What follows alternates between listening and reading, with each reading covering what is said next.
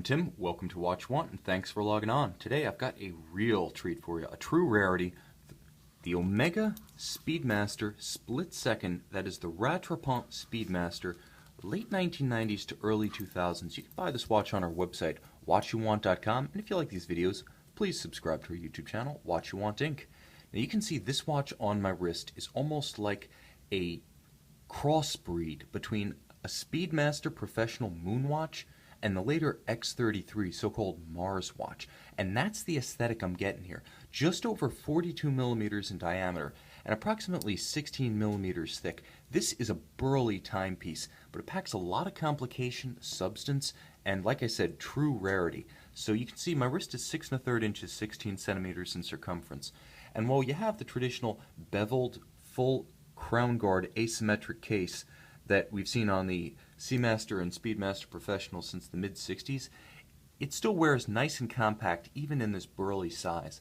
What it has is a lot of stack height, but with the cantilever of the bezel and a little bit of flare to the flank of the case, it's going to be touch and go with the dress cuff, although something like a sport jacket or a blazer shouldn't be a problem.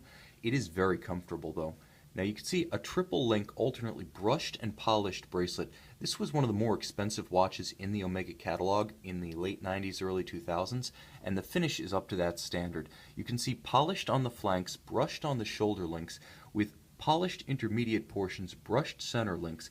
This bracelet wears more like a Rolex Oyster than the 5-link Seamaster bracelet that's often associated with the Bond watches, and I would say that this is almost like a more ornate, better finished version of an early 2000s Rolex Oyster. What I will say is that back in the day when this was made, the Rolex Oyster and the Oyster clasp couldn't hold a candle to the heavyweight hardware that Omega attached to this watch. A beautiful twin trigger actuated single deployant clasp. It feels as though it were milled from a hole, and quite frankly, I believe it probably was. This is very much like the burly clasp that you find on the Bond Seamasters from this same period, and in combination with a pilot style watch, it wears as a truly upscale, deluxe, almost Cadillac of pilot sports watches. You can see the famed Omega hippocampus or seahorse logo on the back to remind us that at the very beginning of the line in the late 50s, the Speedmaster was technically an extension of the Seamaster Professional line.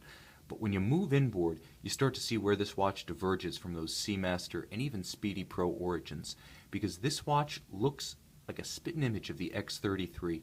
You can see the broad flanks of the case, a broad tachometer, large dial, and you can see effectively if you blot out the carbon fiber dial and the sub-registers of the chronograph, where the myth that this watch was built as a sort of relief valve for surplus X33 cases came from. Of course, this watch being in steel, that one being in titanium, this watch featuring special moldings for the Rattrapante mechanism, that one not having such a feature. It's completely an urban legend, but you can see where urban legends start because the resemblance is uncanny. But even as rare as the X33 is, you're more likely to encounter one of those first-generation X33s than one of these speedy Rattrapantes. Now this is a pre-coaxial watch, so with an Omega caliber 3600 split-second based on a Valjoux 7750 movement, you have a lot of durability engineered in. It's definitely tougher than the later coaxials, and only really in the last 6 or 7 years has the in-house coaxial begun to equal the reliability of this movement. So you're getting a real tank of a movement inside a tank of a watch. This weighs almost 200 grams in the hand, so I gave you the physical wrist impression, but I want to also give you a sense of the heft of this watch, the substance of it.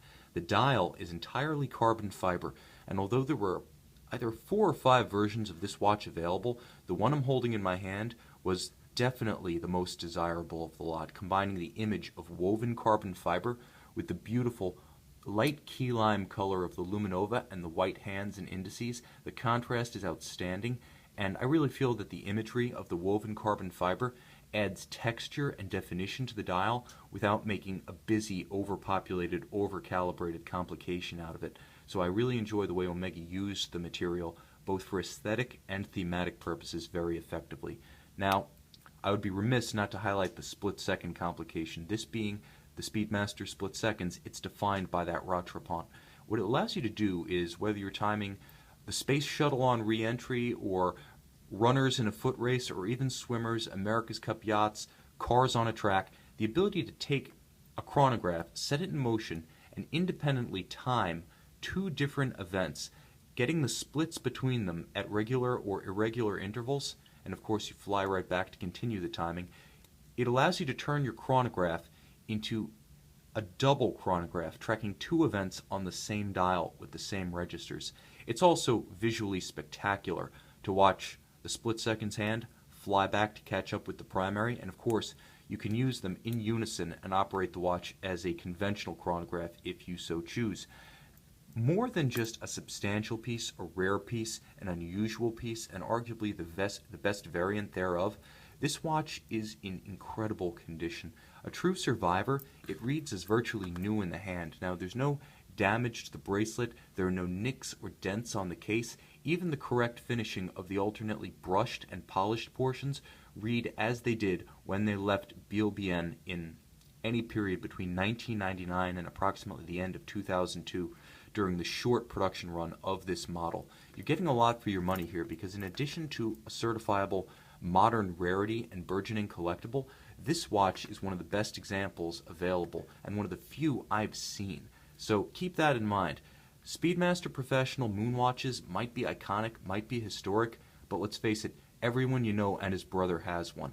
And Daytonas are flat out awesome, but they don't have the burly wrist presence of this 42mm, 16mm thick case. A true all-around sports watch with 100-meter water resistant, the split-second automatic winding caliber 3600 with a 44-hour power reserve, a bracelet that's built for re-entry violence, and of course that clasp, twin trigger, single deployant, and milled out like a bank vault.